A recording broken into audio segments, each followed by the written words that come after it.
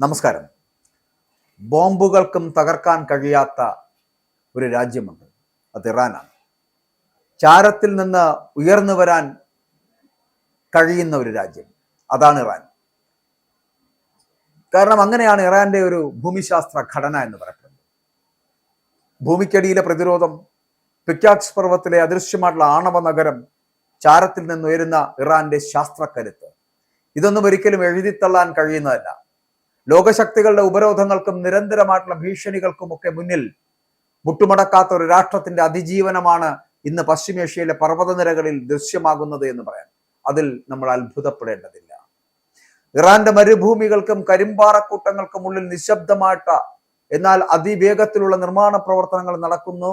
അല്ലെങ്കിൽ ആ നടക്കുന്നത് വെറുമൊരു ആണവ പദ്ധതിയല്ല, മറിച്ച് തങ്ങളുടെ പരമാധികാരത്തിന്മേലുള്ള കടന്നുകയറ്റങ്ങളെ പ്രതിരോധിക്കുവാൻ ഒരു രാഷ്ട്രത്തിന്റെ ഉറച്ച തീരുമാനമാണ് എന്നുള്ളത്.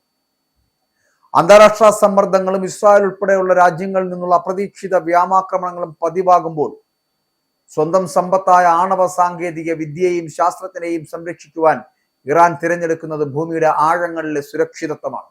ഉപഗ്രഹങ്ങൾ പകർത്തിയ ഓരോ ദൃശ്യവും ലോകത്തിന് നൽകുന്ന സൂചന വളരെ വ്യക്തമാണ്. ബാഹ്യശക്തികളുടെ ഭീഷണികൾക്ക് മുന്നിൽ തകർക്കപ്പെടാൻ കഴിയാത്ത വിധം കൂടുതൽ ആഴത്തിലേക്ക്, കൂടുതൽ സുരക്ഷിതമായ കോട്ടകളിലേക്ക് ഇറാൻ തങ്ങളുടെ ആണവ സ്വപ്നങ്ങളെ പറിച്ചു നടുകയാണ്. ഇത് സത്യത്തിൽ അതിജീവനത്തിന്റെ പുതിയൊരു അധ്യായമാണ്.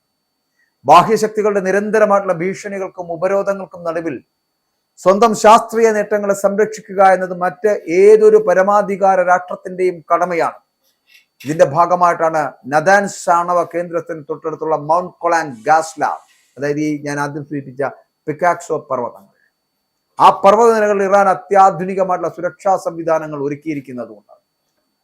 ഇറാന്റെ മേഖലകളിലേക്ക് പോകുമ്പോൾ നമുക്ക് ഫെബ്രുവരി 10 ലഭ്യമായിട്ടുള്ള ഉപഗ്രഹ ചിത്രങ്ങൾ പ്രകാരം പർവ്വത ഹൃദയത്തിലേക്ക് നയിക്കുന്ന തുരങ്ക കവാടങ്ങൾ അതിശക്തമായിട്ടുള്ള കോൺക്രീറ്റ് കവചങ്ങളാൽ ഇറാൻ സുരക്ഷിതമാക്കുകയാണ്.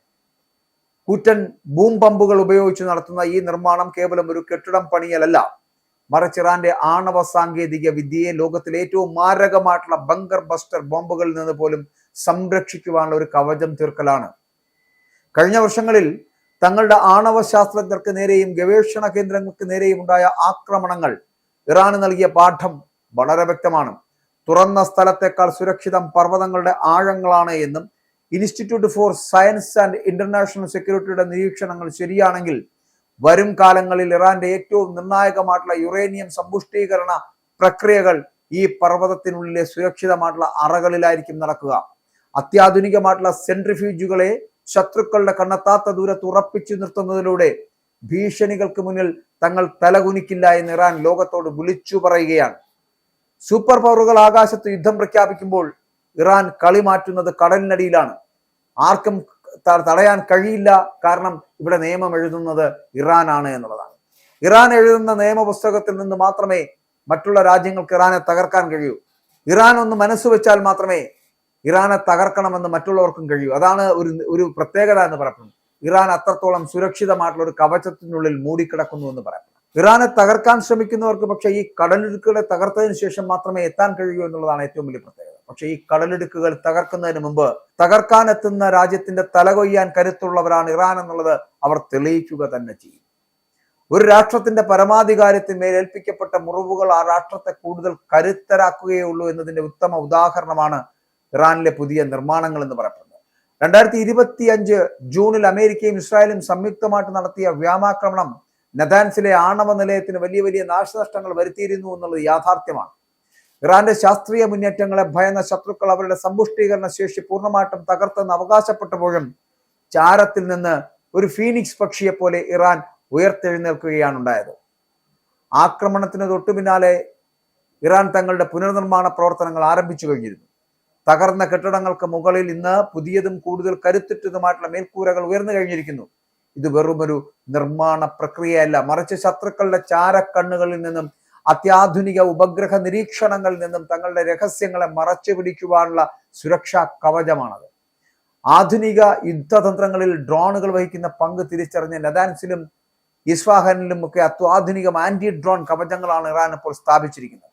നദാൻസിൽ നിന്ന് 125 കിലോമീറ്റർ അകലെയുള്ള ഇസ്ഫഹാൻ ആണവ സംശയത്തിൽ ഇവിടുത്തെ തുരങ്ക കവാടങ്ങൾ ഇപ്പോൾ മണ്ണും പാറയും ഉപയോഗിച്ച് പൂർണ്ണമായിട്ടും അടച്ചിരിക്കുകയാണ്.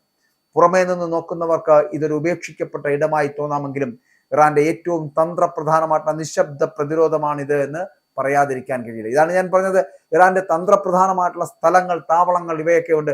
ഇത് മനസ്സിലാക്കുന്നവർക്ക് മാത്രമേ ഇവരെ തകർക്കാൻ കഴിയൂ എന്നതാണ്. അപ്പോൾ ഈ ഇറാന്റെ ഭാഗത്ത് നിന്ന് ഏതെങ്കിലും തരത്തിലുള്ള ഒരു പ്രത്യാക്രമണങ്ങൾ ഉണ്ടാകുമ്പോൾ മാത്രമേ ഈ ബങ്കറുകൾ തുറക്കപ്പെടുകയുള്ളൂ, ഈ തുരങ്ക കവാടങ്ങൾ തുറക്കപ്പെടുകയുള്ളൂ. ഇത് മനസ്സിലാക്കാൻ മറ്റുള്ള ശത്രു രാജ്യങ്ങൾക്ക് കഴിയുകയുള്ളൂ. അങ്ങനെയാണെങ്കിൽ മാത്രമേ ഇവരെ ഈ ഇടങ്ങളിലേക്ക് അവരുടെ മിസൈലുകൾ, ബോംബുകൾ ഒക്കെ വർഷിക്കാൻ കഴിയൂ.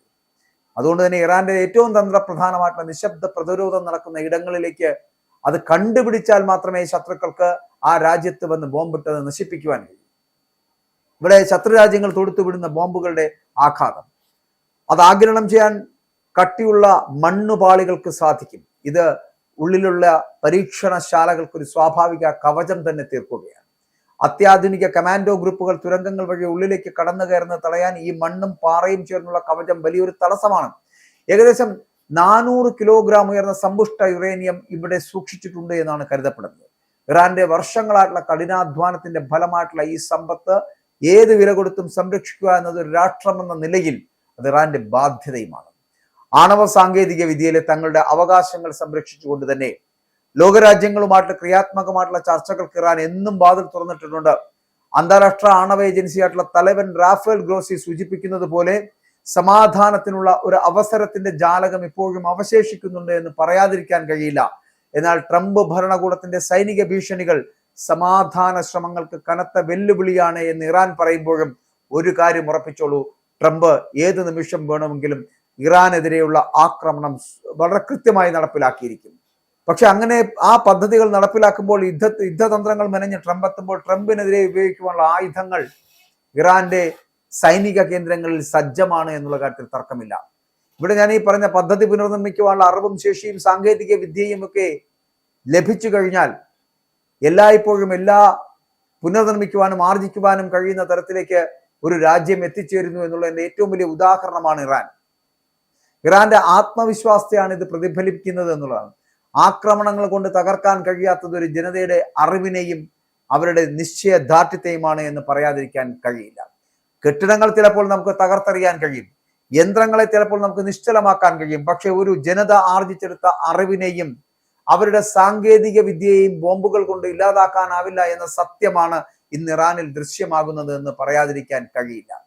പശ്ചിമേഷ്യയിലെ സംഘർഷഭരിതമായിട്ടുള്ള ആകാശത്തിന് താഴെ ഇറാൻ തങ്ങളുടെ ആണവ പദ്ധതിയെ ഭൂമിയുടെ ആഴങ്ങളിലേക്ക് പറിച്ചു നടന്നത് വെറുമൊരു നിർമ്മാണമല്ല, മറിച്ച് തങ്ങളെ തകർക്കാൻ ശ്രമിക്കുന്നവർക്കുള്ള വ്യക്തമായിട്ടുള്ള മറുപടിയാണ് എന്നുള്ളതാണ്. ഇവിടെ ഭൂമിയുടെ അടിത്തട്ടിൽ കരിമ്പാറകൾക്കും പർവ്വതങ്ങൾക്കും ഉള്ളിൽ ഇറാൻ പണിതുയർത്തുന്ന ഈ പുതിയ ആണവ കോട്ടകൾ ലോക സമാധാനത്തിന് ഭീഷണിയാണോ അതോ ഒരു രാഷ്ട്രത്തിന്റെ ന്യായമായിട്ടുള്ള സ്വയം പ്രതിരോധമാണോ എന്ന് ചോദിച്ചാൽ അതിനുത്തരമില്ല. ലോകരാജ്യങ്ങളുടെയും ചരിത്രകാരന്മാരുടെയും ഇടയിൽ ഈ ചോദ്യം വരുമ്പോഴും ഇറാൻ തങ്ങളുടെ പാതയിൽ ഉറച്ചു നിൽക്കുന്നു എന്നുള്ളതാണ്.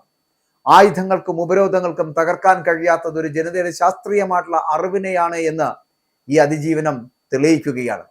കാലം ഉത്തരം നൽകേണ്ട ഈ ചോദ്യങ്ങൾക്ക് മുന്നിൽ പർവ്വത ഹൃദയത്തിലെ ആ നിഗൂഢ അറകൾ ഇറാന്റെ അഭിമാനമായ സാങ്കേതിക വിദ്യയെ കാത്തുസൂക്ഷിച്ചുകൊണ്ട് നിലകൊള്ളുമെന്നുള്ള പ്രത്യാശ ആ ഇറാൻ ഉണ്ട് തന്നെ.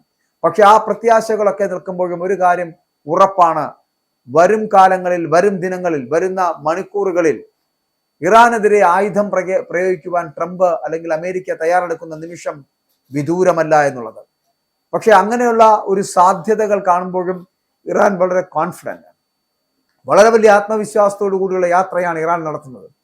അവർക്ക് ഈ പറയുന്ന പിക്കാക്സോ പർവ്വത നിരകളിൽ അടക്കമുള്ള അവരുടെ പ്രതിരോധ മതിലുകൾ അതിനെ തകർക്കുവാൻ ഇവിടുത്തെ ഒരു ശത്രു രാജ്യത്തിന്റെയും ബോംബുകൾക്ക് കഴിയില്ല എന്നുള്ള ഇറാന്റെ വളരെ വലിയ വിശ്വാസവും, ചാരത്തിൽ നിന്ന് എപ്പോഴും ഉയർന്നു വരുവാൻ കഴിയുന്ന രാജ്യമാണ് ഇറാൻ എന്നുള്ളതിന്റെ ഏറ്റവും വലിയ ശാസ്ത്രക്കരുത്തും അതുള്ളിടത്തോളം കാലം തങ്ങളെ തകർക്കാൻ കഴിയില്ല എന്നുള്ളതാണ് ഇറാന്റെ ഒരു ആത്മവിശ്വാസം.